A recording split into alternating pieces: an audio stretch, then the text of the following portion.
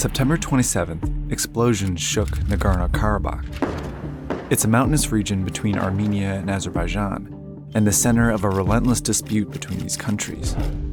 Nagorno-Karabakh is internationally recognized as part of Azerbaijan, but was occupied by Armenia in a war almost 30 years ago. Both countries' armies have been dug in along this line ever since. Fighting occasionally broke out but usually died down.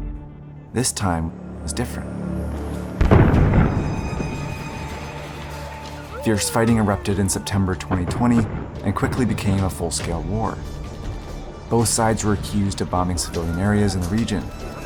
Thousands of people died, including 100 civilians.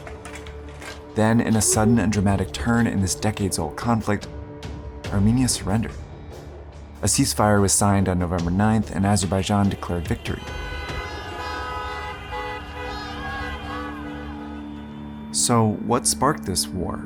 And what does the ceasefire mean for this fiercely contested place?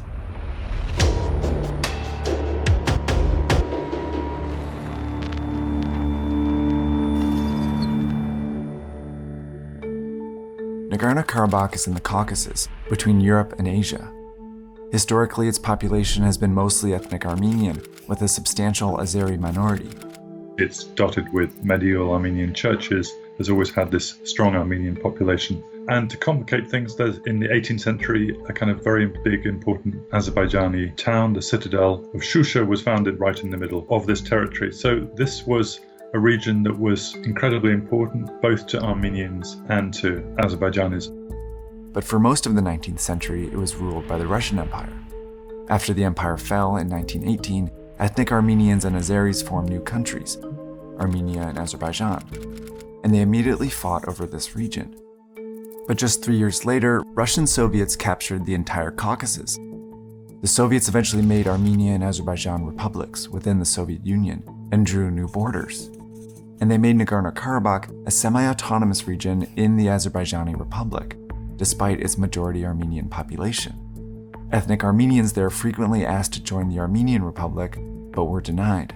This was the Soviet Union. There was no democracy. There was no dialogue. The kind of problem festered for all those years.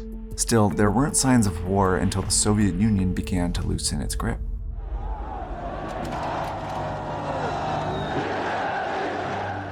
In the late 1980s, the Soviet Union announced a new policy called Glasnost that gave its people more political freedoms. But it had unintended consequences. A peaceful Soviet Union seems increasingly at risk.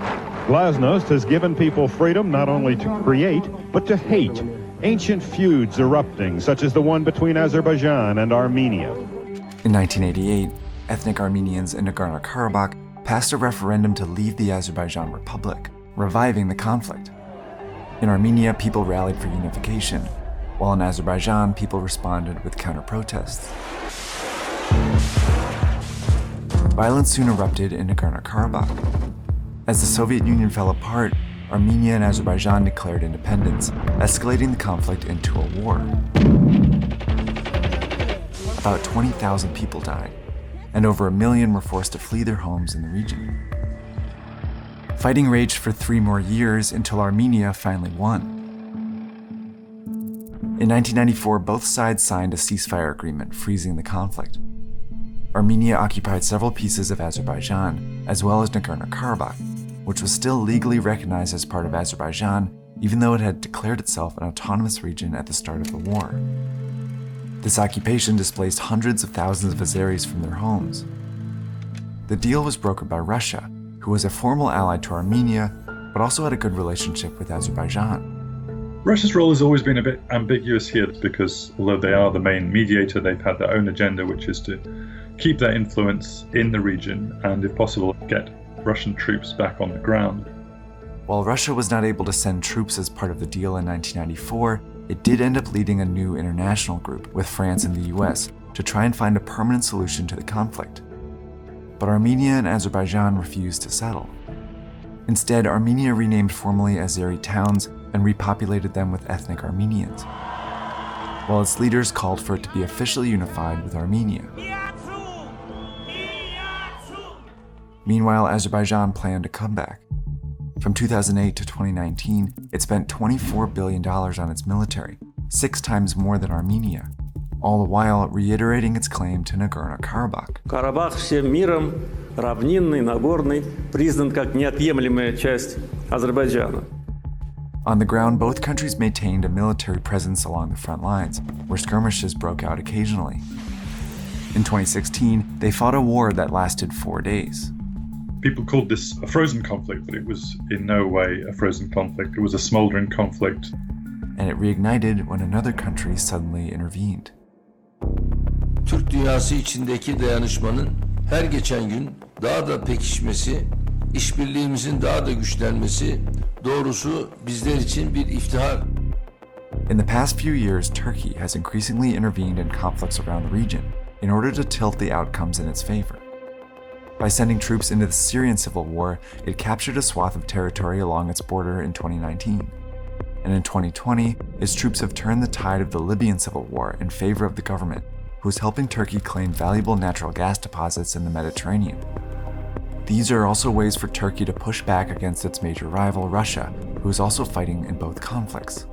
So in July 2020, when skirmishes broke out in Nagorno-Karabakh, Turkey saw an opportunity and threw its support behind Azerbaijan, whose majority Azeri population is a Turkic ethnic group. Azerbaijan is probably the closest country there is to Turkey. The two languages are extremely close. There was even talk of, one nation and two states. In August, the two held joint military exercises in Azerbaijan, and Turkey's supply of weapons to Azerbaijan dramatically surged, which included advanced drones. I think this conflict has been planned for many months, jointly in Ankara and in Baku. And so with Turkey's support, Azerbaijan launched its attack.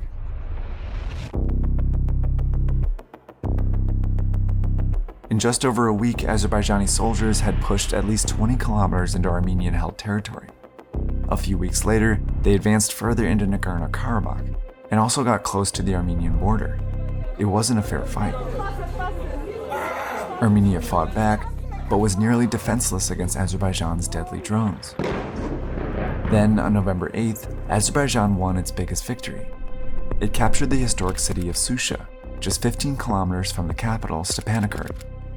That's when Armenia agreed to surrender. The ceasefire agreement that ended the war dramatically reshapes who controls Nagorno-Karabakh. Azerbaijan will keep what it captured and take over this part from Armenia. This part remains under control of ethnic Armenians, but they won't be alone. Russia didn't intervene in the war, but brokered this deal, which calls for 2,000 of its troops to serve there as peacekeepers. Russia obviously had its ideas about how to end this conflict with Russian peacekeepers and certainly didn't rush to help Armenia. Turkey also gains a foothold here. The deal calls for the construction of a road here, which would give Turkey access to Azerbaijan. Plus, in agreement with Russia, Turkey will now send its own peacekeeping troops to the region. So while Azerbaijan is celebrating and Turkey and Russia won strategic rewards, Armenia is in turmoil. After the deal was announced, mobs stormed government buildings in the capital and called for the removal of the prime minister. I think Armenia is in a huge state of trauma. It's going to take a long time for it to recover from this, and the political crisis, I think, is going to be ongoing for a long time in Armenia. In Nagorno-Karabakh, ethnic Armenians in newly captured areas may be forced out. Some have already burned their homes before leaving, while Azeris who fled during the previous war could make their way back. Ultimately, though, the agreement does nothing to end the hostility between the two countries. And until that happens, this conflict could have another round. This is much more a deal than it is a peace.